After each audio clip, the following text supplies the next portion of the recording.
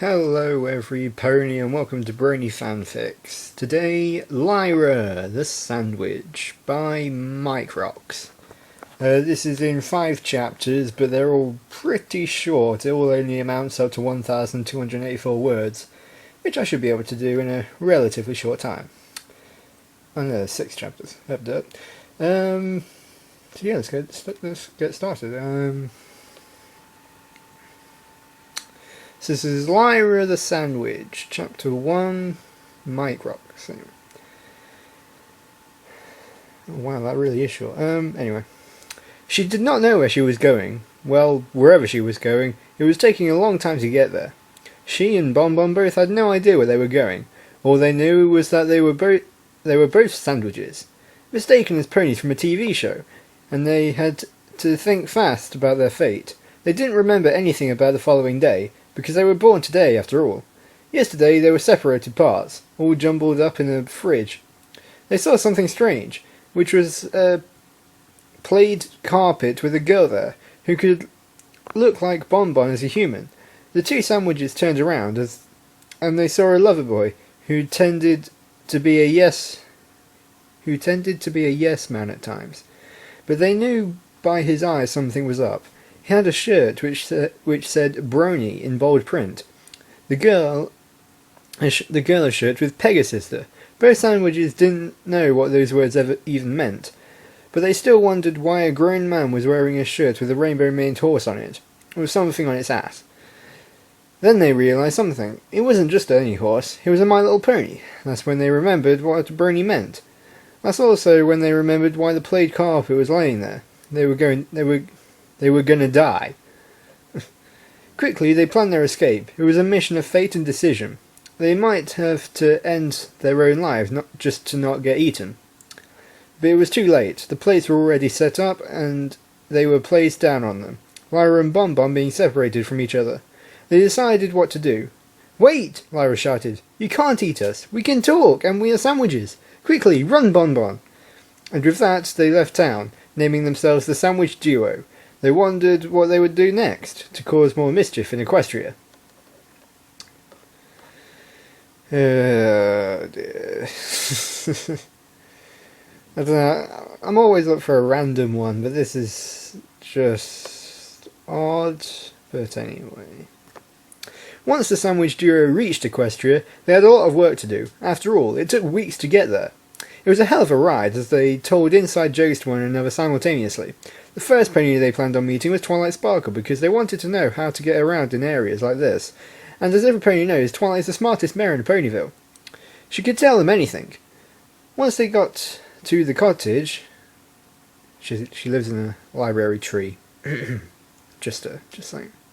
She could tell it. Once they got to the cottage, they banged at the door, because they didn't have fists to knock. When Spike came out, he looked happy and somewhat disappointed. "Aw, no gems. Maybe Twilight would like you. She's so hungry she could eat a horse. Not that we're cannibals or anything. Why am I talking to sandwiches?" "Because we can talk," Lyra happily announced. "Holy crap, you can talk? Talking sandwiches, alright." When Spike, Lyra and Bonbon reached Twilight, she looked like how she looked in Lesson 0, with just drool coming out of the hungry mare's mouth. "Yes, sandwiches! I can finally eat!" Worried, Lyra said, "Don't eat us, Twilight! We are alive!" And with that, the magic mare froze. "You can talk? This is not Oh god. This is not scientifically possible. How is... Oh god, I lost it. It's all in one word, so it's like really hard to keep up. How is this my Please shut up for a second, please. Oh, okay, what do you want?" And with that, Bonbon said, "We are looking on how to get around in places like this. Well, first of all, you gotta be a pony. Second, you can't. You can't be talking sandwiches. Twilight used her magic to transform them into ponies they were based on. Now, go out there and make some friends." "Alright," and with that, the two ponies who were once sandwiches set off in town to make some friends, to start a new journey for science. I don't even know how science is linked to this. This is complete rubbish. I don't know if I'm enjoying this one, to be honest, because it's making no sense. I mean, like, I don't know. It's like, At least it's somewhat coherent. You know, as long as I can read it, I suppose, but... you know. Anyway. The first pony they met was Fluttershy. She was very shy. Well, that's what you expect from a pony with the word shy in their name. Lyra was first to speak. Hello, what's your name? I'm Fluttershy... Never mind. I'm... What? Oh. Never mind. I'm Lyra. I take it by what I heard you're Fluttershy? Meep. Catching in, Bonbon said, Okay, let's get going. Then they met Rainbow Dash, just sleeping on a cloud. Hello, my name is Lyra. What's yours? Skip the names, I'm too tired to answer. Your name is Rainbow Dash. How'd you know?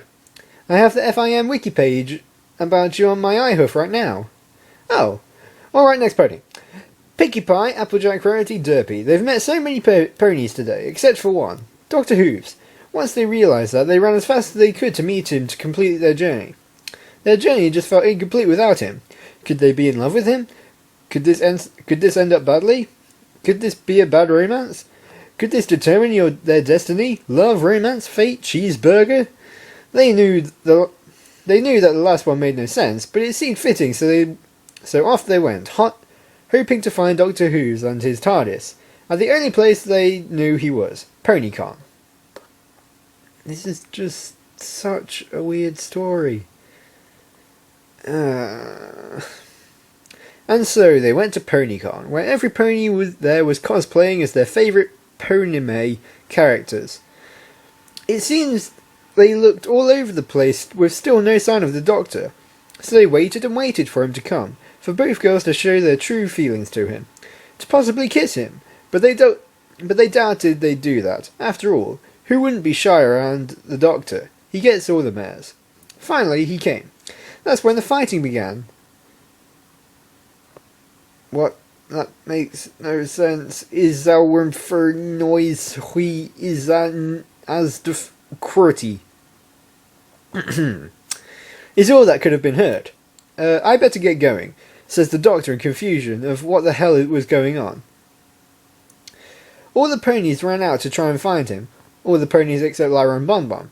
They were still fighting, but not noticing he left. When they finally stopped, they were confused. Where is every pony? Hello? Anyone want a free cheeseburger? Well, I give up. If that doesn't work, nothing will. The two ponies left, feeling like giving up, and turning back into their previous sandwich form. But then they realised they should become stalkers. Yes, you heard me right. Stalkers! Oh, this is making no sense. I'm not enjoying this. What's going on?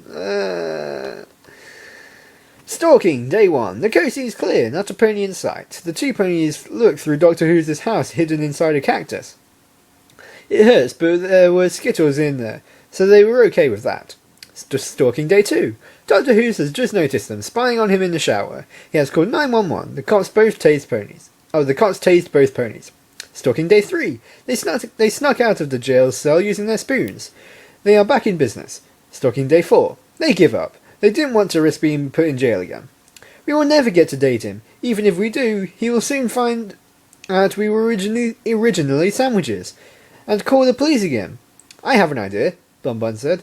Let's just not date him. That's a great idea, said Lyra. Let's just lose all thoughts about that weirdo. Doctor Who's moved on to being forever alone. But that doesn't matter, because the formerly sandwiches duo needed to complete a journey. How could someone recommend this? The two ponies got back to their adventure, searching for some pony else to be friends with. For alas, it was Princess Celestia. How can they be so stupid? Who wouldn't want to be friends with royalty? So they ran right up to the princess in glee, until they figured out it was a cardboard cutout. Yes, they just got trolled by Celestia. So they ran straight to the real Celestia and screamed a bunch of bad words to her.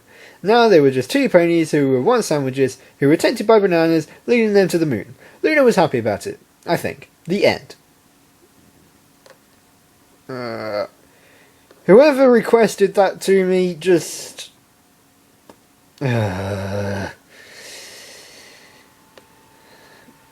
Oh. I just remembered your name on you. Self-promotion at its best.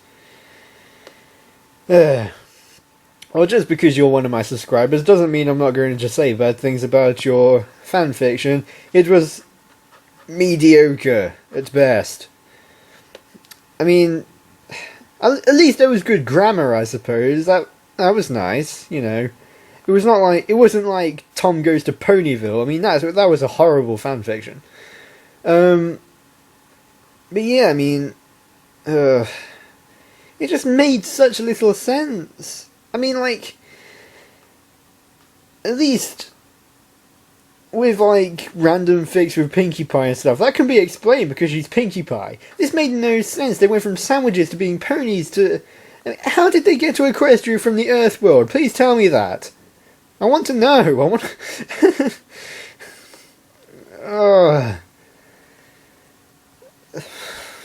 I hope you enjoyed that better than I did. Thank you for listening, and keep on spreading the magic of friendship, and I'll see you next time.